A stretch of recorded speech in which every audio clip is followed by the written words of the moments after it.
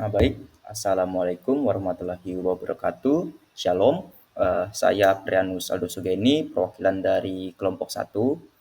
Saat ini mau mempresentasikan tugas besar kami terkait mata kuliah perancangan ruang luar. Dan anggota-anggota dari kelompok 1 ini ada Muhammad Andra, saya sendiri, ada Oscar Albuinus, ada Ibnu Pangestu, ada Maharayaji, dan juga Adventius Yova. Nah, di slide pertama ini ada keistimewaan fisik buatan, dan di data yang telah saya dapatkan di sini, beberapa fisik buatan yang saya temukan di situ berupa bangunan, ya ada Honda Daya Motor, ada GKPS, Gereja GKPS, ada Bank Indonesia, dan juga ada Universitas Muhammadiyah Pontianak, serta ada Leamington dan BKD Provinsi Kalbar.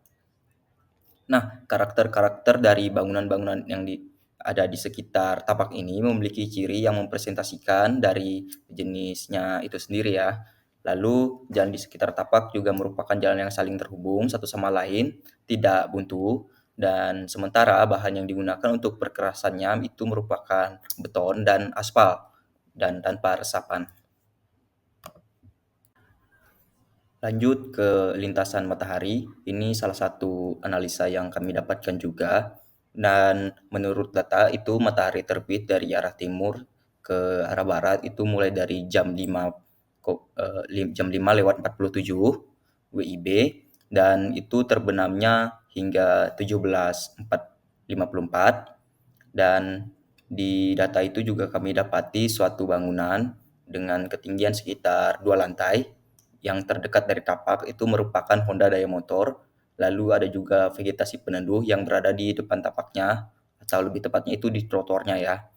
Nah, untuk analisanya sendiri yang saya dapati itu adalah terik dari sudut yang terik pada saat panas itu mulai dari 60 derajat sampai 135 derajat. Lalu pembayangan dari bangunan ini sudah cukup sampai menjangkau ke tapaknya. Lalu cahaya matahari dapat digunakan sebagai pembangkit listrik alternatif, dan vegetasi itu membutuhkan cahaya matahari untuk berfotosintesis.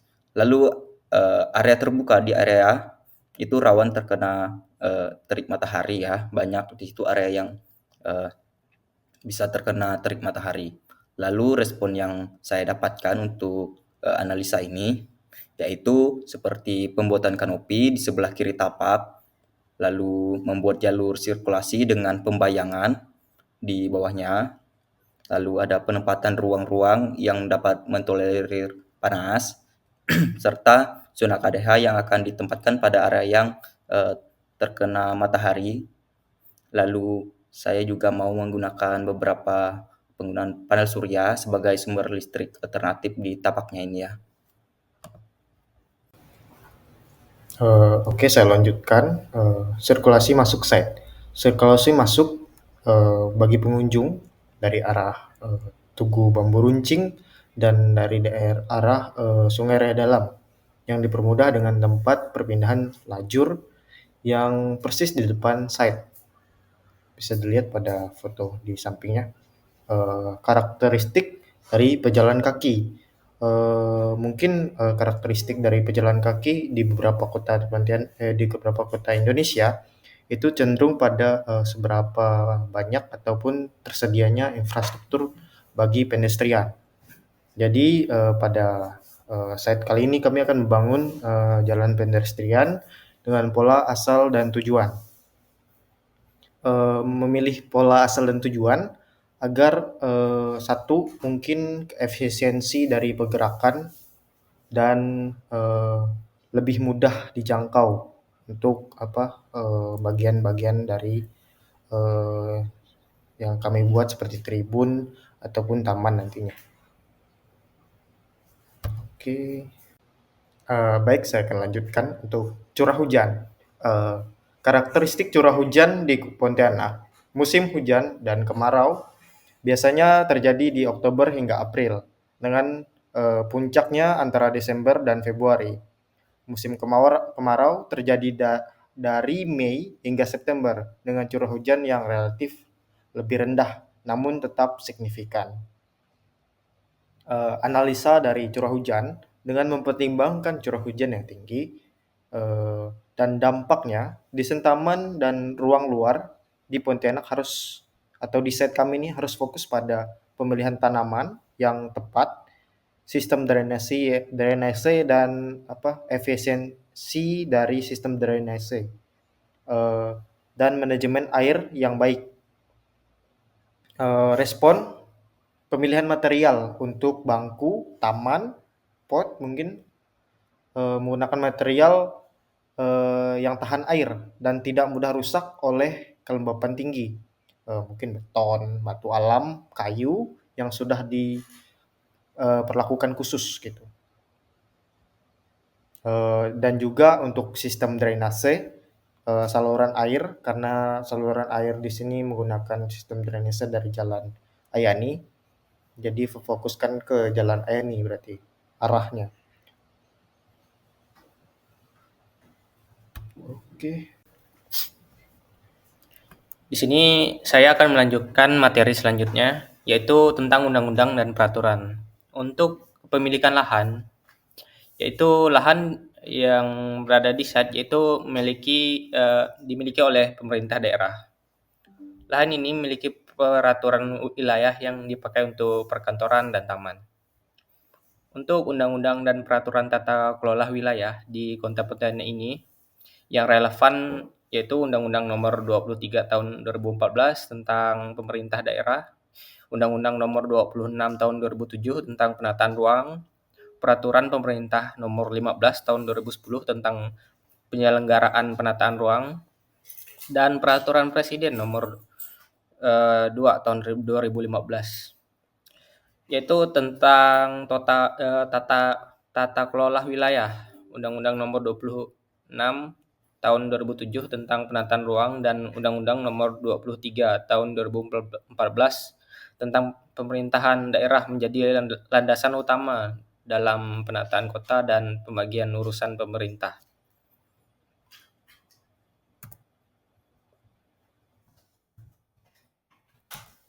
Kok bisa digeser slide? Oh. Selanjutnya, analisis efek panca indera. Untuk datanya sendiri, pada depan tapak memiliki view Jalan Ayani. Kiri tapak memiliki view perkebunan, dan kanan tapak memiliki view dealer mobil. Untuk belakang tapak memiliki view perumahan. Untuk data kebisingan, yaitu tapak yang paling tinggi terdapat pada depan tapak, sedangkan samping tapak dan belakang tapak memiliki tingkat kebisingan yang rendah. Untuk aromatik sendiri, pada tingkat aromatik yang tinggi terdapat pada depan tapak yang berasal dari asap kendaraan dan parit di sekitarnya. Untuk analisisnya sendiri, view yang menghadap ke samping dan depan tapak karena dapat memandang jalan dan hutan. Untuk kebisingan, dikarenakan terdapat jalan yang cukup ramai di depan tapak, dapat ditambahkan beberapa penghalang seperti pohon atau tembok. Untuk aromatik sendiri, bau yang paling tajam terletak pada depan tapak dikarenakan asap kendaraan bermotor.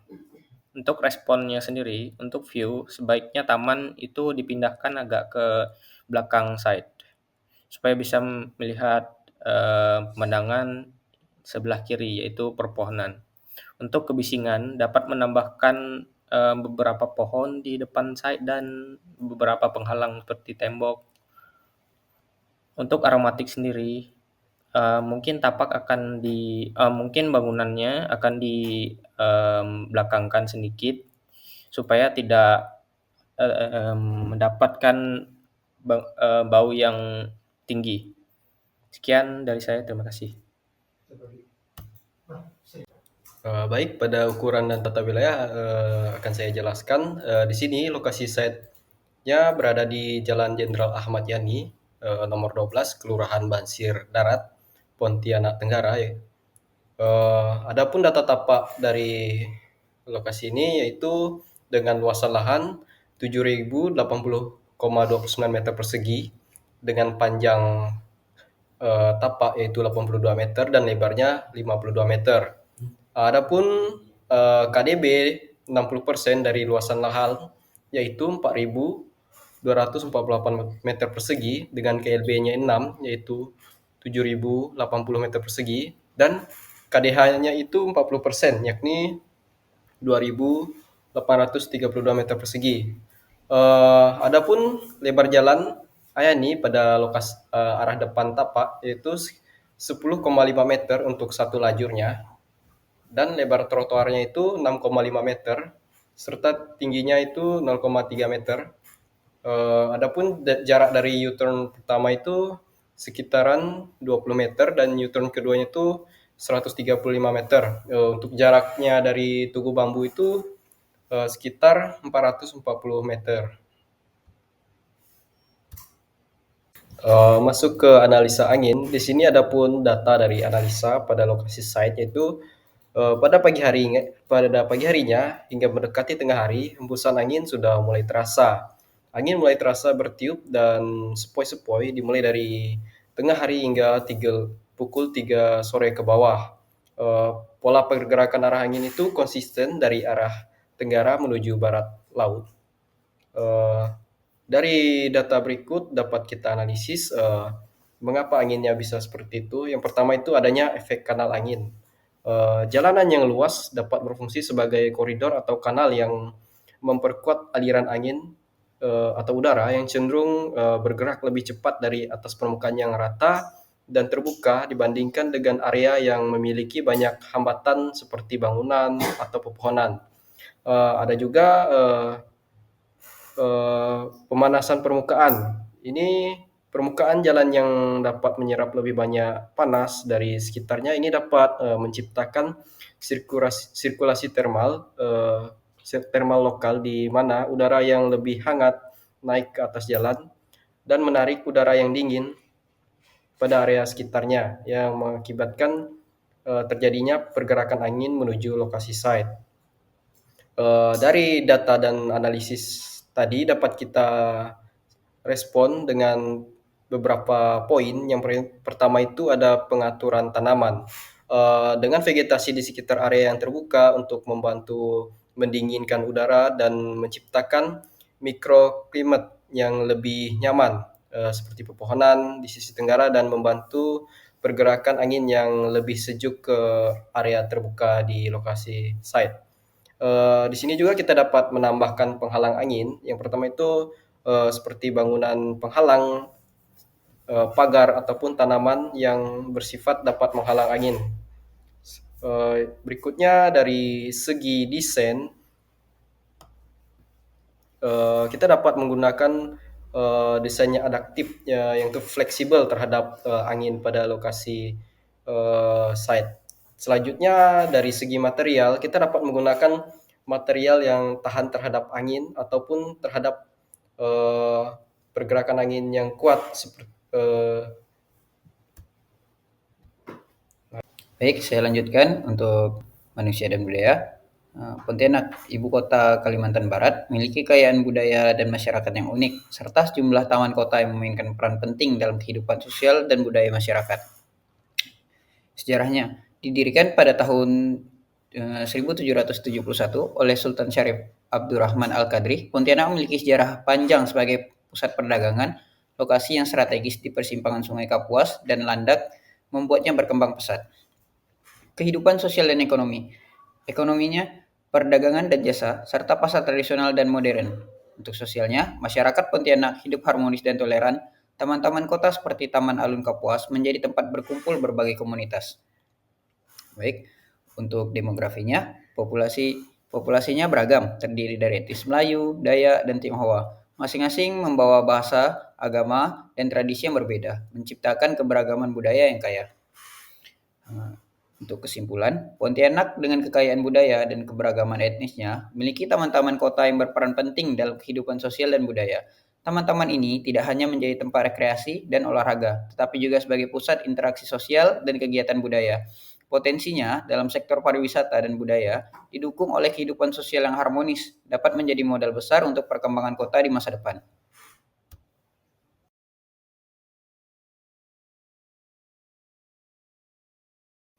Baik, dilanjutkan untuk tautan lingkungan. Kesimpulan tautan lingkungan, Kondisi geografi dan fisik. Yang pertama ada transformasi menjadi taman.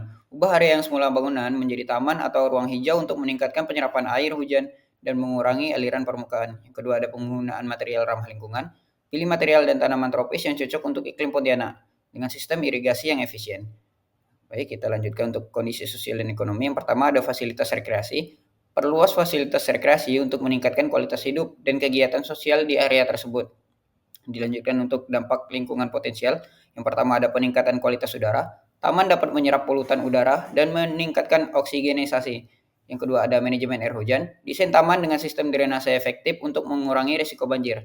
Transformasi menjadi taman akan memperbaiki kualitas lingkungan dan kesejahteraan masyarakat di sekitar Jalan Jenderal Ahmad Yani, Pontianak.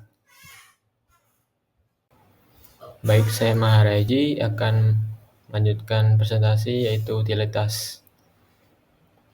Utilitas yang di sini ada analisis data. Di dekat tapak masih belum tersedia item utilitas yang cukup melengkapi tapak dan hanya tersedia pencahayaan atau penerangan pada jalan dan trotoar. Responnya yaitu respon analisis yang diperlukan yaitu sistem pencahayaan pada perancangan, sistem kebakaran atau hidran, pengawasan keamanan atau CCTV, pengeras suara untuk pemberitahuan atau pengumuman, serta kebersihan memberikan fasilitas tong sampah. Lanjut yaitu keistimewaan fisik alamiah. Kontur pada tapak yaitu topografi atau kontur lahan merupakan salah satu keistimewaan alamiah yang mempengaruhi perancangan. Kemiringan elevasi dan bentuk permukaan tanah akan mempengaruhi tata letak bangunan, drainase, dan aksesibilitas. Pola drainase, pola aliran air permukaan drainase di tapak mempengaruhi perencanaan jalan, lokasi bangunan, dan pengelolaan air hujan. Drainase yang baik akan mengurangi risiko banjir dan erosi. Yang ketiga, tipe tanah. Jenis tanah gambut yang mempengaruhi daya dukung dan stabilitas pondasi bangunan. Perencanaan harus mempertimbangkan karakteristik tanah untuk memilih metode pondasi yang sesuai. Yang keempat, pepohonan. Kehadiran pepohonan memengaruhi mikroklimat, estetika, dan kenyamanan pengguna tapak. Pepohonan juga dapat memberikan perlindungan dari sinar matahari dan angin. Yang kelima, kolam alami. Di lokasi tidak tersedia kolam atau sungai alami, sehingga dalam perancangan akan diterapkan kolam buatan untuk fungsi ketersediaan air dan view estetika. Selanjutnya, saya akan menjelaskan tentang entrance dan parkiran. Jalur utama untuk masuk ke taman menggunakan portal mobil dan motor, yaitu terdapat pada foto pertama. Arah jalur masuk juga dirancang menyesuaikan arus lalu lintas dari Jalan Ayani dan dirancang pada kiri tapak, dan arah keluarnya dirancang pada bagian kanan tapak yang terdapat pada foto yang ketiga. Setelah jalur utama, terdapat parkiran bagian depan dan parkiran untuk mobil dan motor dipisah, yaitu terdapat pada gambar nomor 2.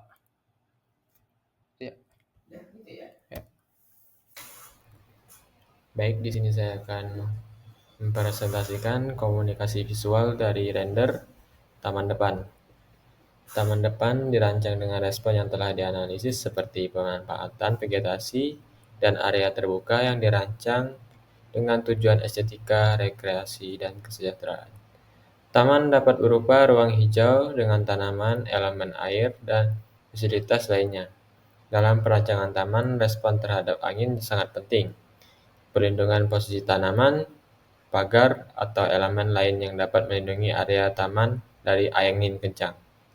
Seperti yang di sini, ini adalah area tempat duduk di tempat-tempat rindang, dan di sini adalah area sirkulasi taman. Ini adalah visual dari perspektif mata burungnya, dan ini adalah area jogging track ya. Baik.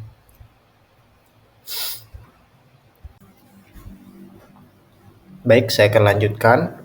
Lirung. Lirung adalah konsep kami untuk taman di tengah dan kolamnya. Sedikit